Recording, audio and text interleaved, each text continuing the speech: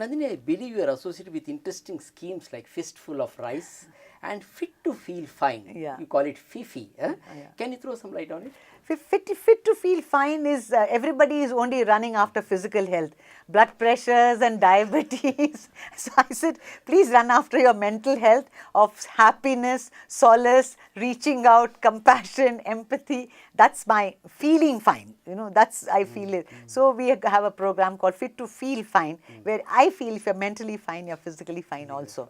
And How exactly? What exactly you tell this? What this is program? socio-emotional learning. It's through that you feel fine. Okay. So as a part of this, for building compassion and empathy, we have this program called Fistful of Rice, where we encourage children from schools which are better off. I mean, they are, I must say, Bangalore schools are very, that way, some of the schools are so good here. They took up the program as soon as I even told them. So every child, in the primary school, mind you, put a fistful of rice into a bag every day when they have their breakfast. End of the month, we go to that school on a particular day, and all the children, right from nursery to 5th standard, bring that rice and we collect it. And then we distribute it to a have-not group with an orphanage or an old age. And this is an International Children's Peace Council program. You would be very glad to know, I think we almost collect 1,000 kilograms of rice per month and distribute it. Oh. And for us, so what is... fistful of rice to so many sacks of rice. And what is also very nice now, what's happening is it's catching up even with the adults. Though now I have the Inner Wheel Club of, which is the Rotary's counterpart. They are taken up. They are collecting it in their monthly meeting and contributing. I think every apartment can participate. It's a logistics. If they only collect it and send it to my center, I will, and it really require... How to contact your center, Dr. Nandini? Yeah, I can have the same number. I can 23342035, and they'll give you the contact number. Okay. We have a coordinator for this program called Sujata, and she would be able to collect it from a point, and then we network, with various orphanages, old age home who require blind schools, and we feed them. Hunger after 60 years. It is just feeding. What about clothing? We don't do all that. I think for me, it's the program itself is Bahudi Bhikshan Dehi, it was modeled on that front, that way, even when you do open iron. So what do you ask? Give me a little bit of, that's what you give. So it's again my culture which we have propagated. So it was not to do with clothing. Somebody else can do that. I'm not saying. I just said. This was the principle on which we hunger. Feeding. I know what can we do with, but I must tell you, there was one school, they said, why Dr. Nandini, you want only rice? We'll give you some dal also. You can add proteins to it. And like this, I think many schools have come forward. So you accept dal also? Yes, we give it to any, so if anybody sends it to a point from there, and I have really partnered with Rotary in this for distribution, because I said, please identify the NGOs which will not sell my rice and will feed the children. So the Rotarians help me in that. I think life is all about having cooperation from various sections. I don't think anything which I've done is by myself. So I want to express my gratitude in this forum to all those people who have supported me from various fronts to go forward, including the schools, the donor schools, even the recipients, saying, yes, we need it and we take it, It just, we also take these, sometimes these orphanage children to the schools which are giving us to network them. To say the schools which the children who don't have feel, yes, they have somebody who cares for them. And the children who have say, yes, I have somebody whom I can help. Okay. So I think it's like a double blessing. Dr. Nandini, another short break here. On return, let me ask you about what today's child needs. How should we prepare our children to face life's challenges? This will be the last segment. Fantastic. Segment, madam. Absolutely. Your time now. Welcome back, Dr. Nandini. Dr. Nandini, what are the needs of today's child?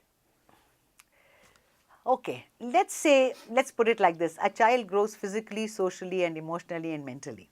Physical challenges.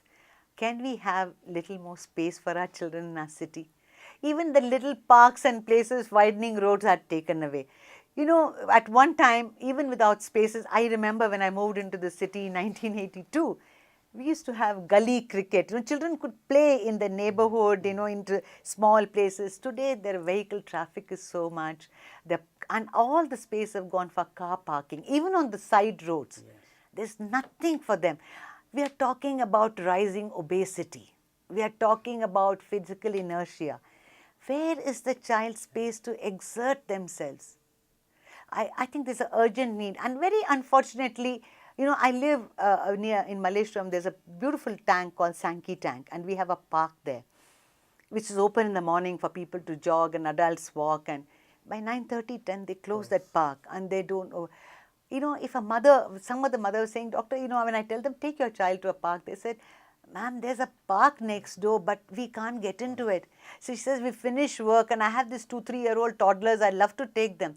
Can we keep it open? Can government help us to do that? Dr. Nandini, you work with the government on these issues. I sometimes. don't. What is the Child Rights Commission? Or Child Rights doesn't work on that. Child Rights is a bigger organization which looks into child abuse and other things, which is... Dr. Nandini, have you taken up this interesting, very important issue, vital issue, playgrounds and play places for children with the government anytime in any forum? Well, I haven't, but I have other organizations. This Kili Kili is a beautiful organization which has set up a sensory park for little children on their own.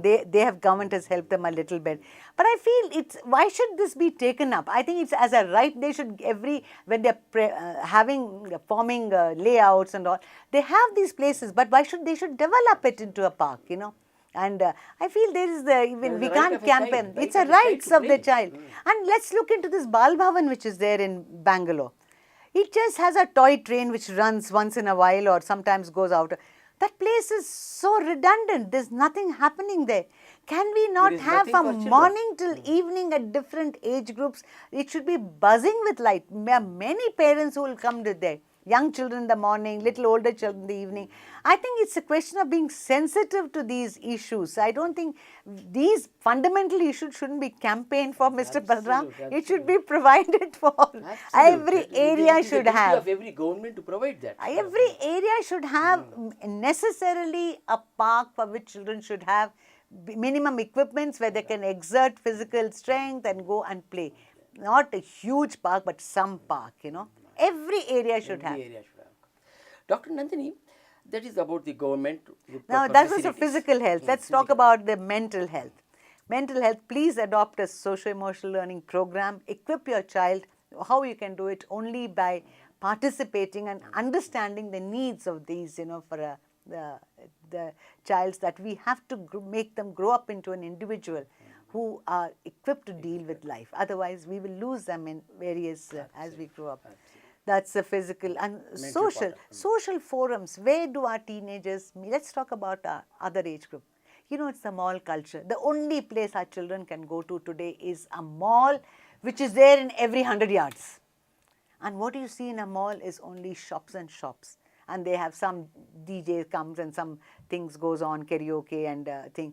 But I think there should be playgrounds for teenagers. They should have better play. Again, we are talking about where they mix with other youth forums, youth clubs, and youth creativity center. Mental development. Yeah, where is it? I think there is a crying need for this, and unless we provide Nandini, this. how different is urban child from a rural child? I think sometimes in terms of this physical needs and other thing, a rural child is much better off. The stress is much less.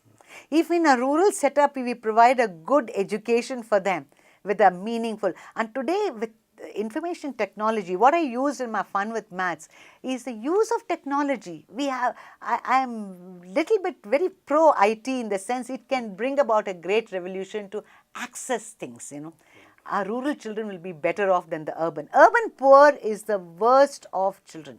And it was so sad day for yesterday, even that mobile school, they have called it off, Why do we always have no money for children only, It's so sad. So sad.